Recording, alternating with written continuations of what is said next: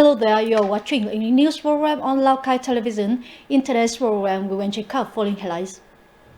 Lào Cai honors two outstanding Paris sales secretaries and wins a consolation prize at the Golden Hammer and Striker Press Awards.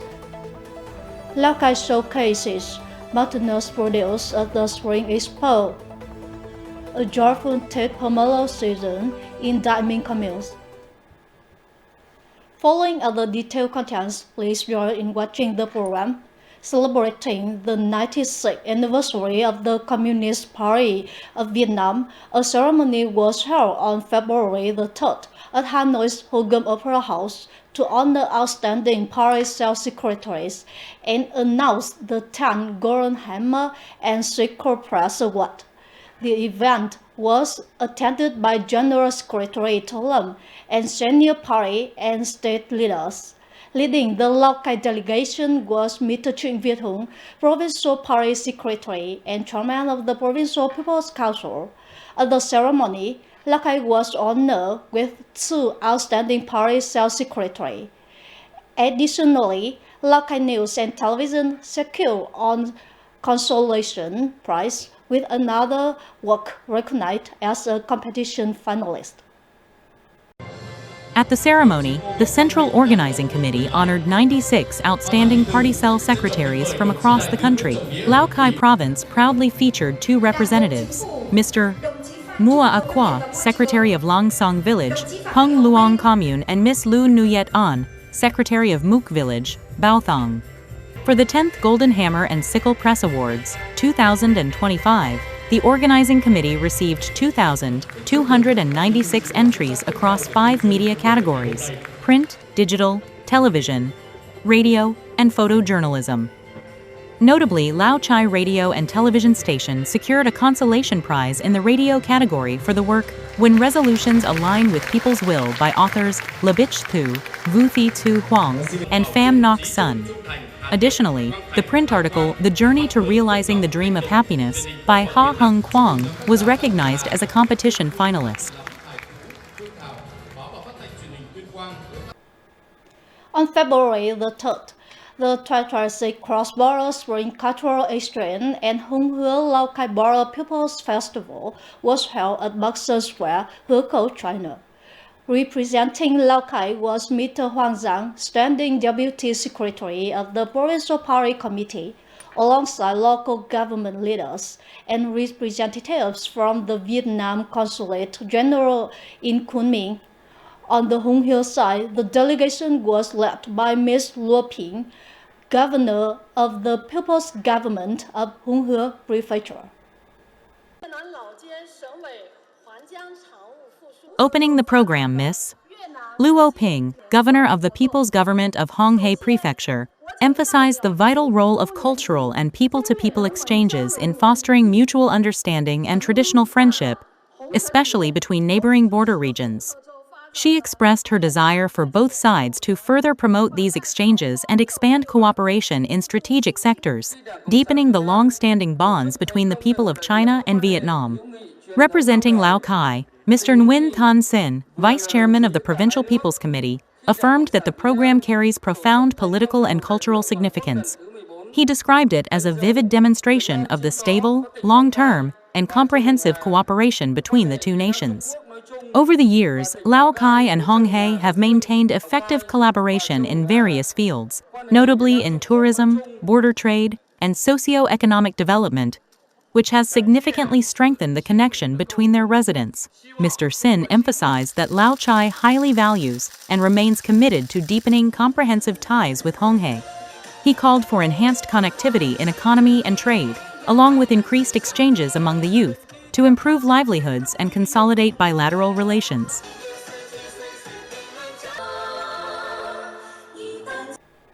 According to the plan number 4.2 of the Provincial People's Committee, Lào Cai was host firework display at 9 locations for the 2026 Lunar New Year.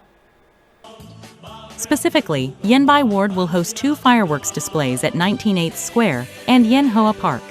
The remaining 7 sites include Lào Cai, Cam Duong, and Ao Lao wards, Yen Bin, Luc Yen, and Tran Yen districts, and the Kang Don Gia Lo historical site.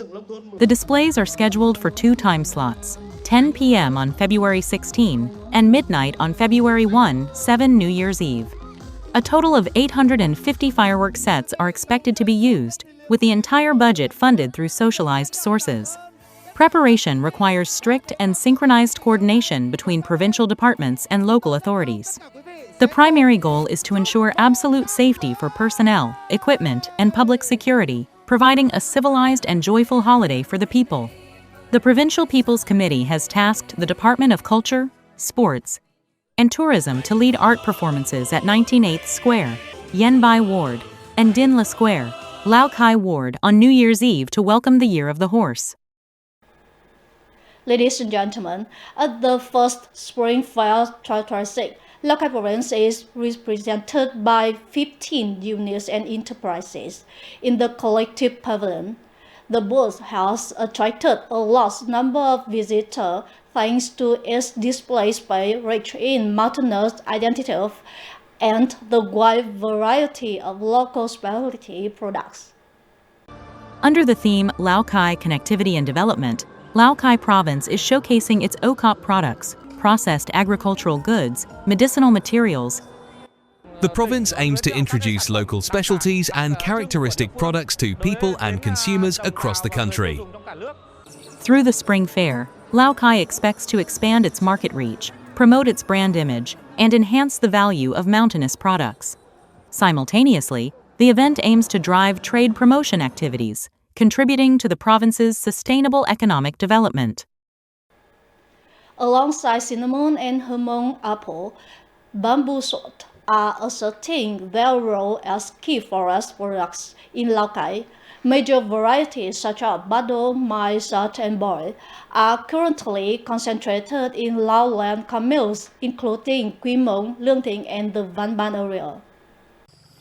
Lào Cai currently possesses over 7,200 hectares of bamboo shoots, with 5,000 hectares providing stable harvests. Yields range from 20 to 25 tons per hectare, generating an average annual income of 120 million VND per hectare, significantly higher than traditional timber forests. Processing and distribution have been accelerated through the active involvement of enterprises and cooperatives. High-value products, including dried, sour, and fermented bamboo shoots, are not only sold domestically but also exported to major markets such as Japan and Taiwan, China. Looking toward 2030, the province aims to expand its concentrated bamboo shoot area to 10,000 hectares, with an estimated output of 140,000 tons of fresh shoots. Ladies and gentlemen, rural transport is the foundation for connecting production with market and driving socio-economic growth. Marking the 96th anniversary of the Communist Party of Vietnam, Lào Cai's Provincial Party Committee issues a strategic resolution for rural transport development. This vital move provides the resources to modernize the transport network, boost trade, and ensure sustainable growth in the years ahead. Lào Cai Province currently possesses over 15,000 kilometers of rural roads, with asphalt and concrete coverage reaching approximately 73%. This is a commendable achievement for a mountainous province facing numerous challenges. However, this result only met the basic travel needs of the previous period. With the ambitious goals set for a new era of development, the rural transport network is beginning to show its limitations. According to general development trends, road expansion is essential. The total road surface width must be at least 6.5 meters to meet Level V mountainous standards. Only then can we meet the demands of trade and goods transportation.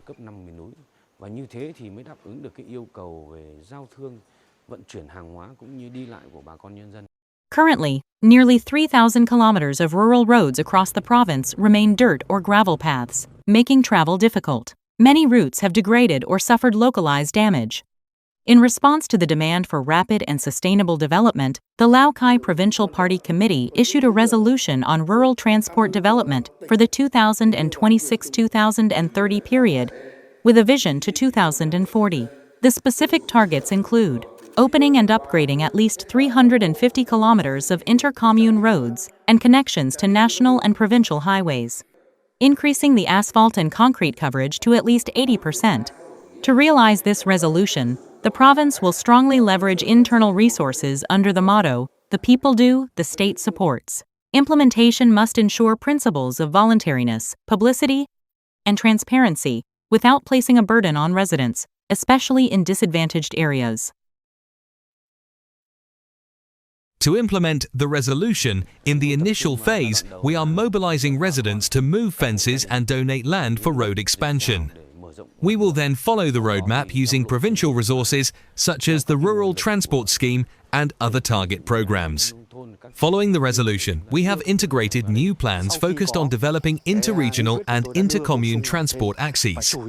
This aims to create space for development, aligned with the spirit of both central and provincial authorities.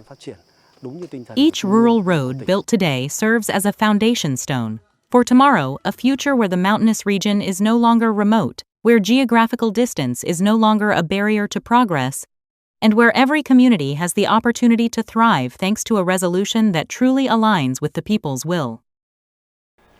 As the Lunar New Year approaches, pomelo orchards in Dai Minh, Thác Ba Camels are entering their busiest season. Golden Reef pomelos capturing the hillside signal a powerful harvest, bringing joy and the hope for the prospective for local growers. From the early hours, the atmosphere at Mr. Don Quang Nat's orchard in Ka Linh village has been bustling. The whole family is busy harvesting pomelos to meet the orders from traders for the Tet market. This year, we have over 300 pomelo trees, with a yield of around 7,000 to 8,000 fruits. For this Tet season, we have carefully selected the most beautiful fruits with lush leaves. The weather has been more stable than last year, leading to a steady harvest. We hope for better prices so that local farmers can enjoy a warm and prosperous Tet. Dai Minh is a renowned specialty pomelo region in Thác Ba Commune, Lào Cai, spanning nearly 500 hectares, with many trees aged from decades to centuries. To enhance product value, growers have strengthened ties through the Dai Minh Pomelo Cooperative, which serves as the core for technical guidance, product distribution, and branding. For this season, we expect to supply at least 200 tons. We have segmented our products for supermarkets and wholesale markets. To ensure the fruits meet our desired quality, we encourage members to follow strict care procedures, balancing organic and inorganic fertilizers and managing irrigation to meet the standards required by our supermarket contracts.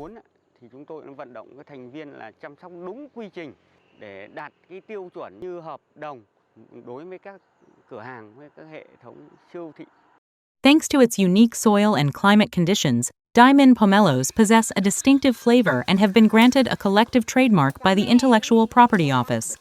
Annually, pomelo trees generate between 50 and 70 billion VND, significantly improving local livelihoods. To protect the Dai Minh Pomelo brand, we encourage residents to participate in production links through cooperatives to apply safe farming practices. We hope for stable prices so that farmers can have a successful harvest and enjoy a safe, happy, and reunified Tet. The Tet pomelo season in Dai Minh is not just an agricultural harvest, but a season of faith and hope. These fruit-laden branches are the result of diligence and perseverance, bringing prosperity to this lakeside area of Thác Ba in the mountainous region every spring. World Cancer Day, February the 4th, is more than just a media milestone. It is a vital reminder that early screening can be the difference between gentle treatment and a long-term battle. In recent years, cancer cases have been on the rise and are increasingly affecting younger populations. According to 2025 statistics, Vietnam records approximately 165,000 new cases and 115,000 deaths from cancer annually. Many patients arrive at late stages, making intervention difficult. In contrast, early detection allows for more suitable and highly effective treatment options. It is important to remember that not every symptom indicates cancer. However, people should visit medical facilities if they experience persistent or worsening abnormalities.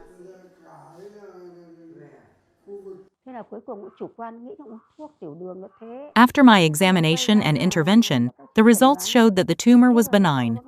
I encourage everyone to get checked early so as not to live in constant anxiety. February 4th serves as a vital reminder. Early screening does not create fear, it creates empowerment. And sometimes, that very empowerment is the key to protecting life. Ladies and gentlemen, our program today is ending. Thank you for your attention.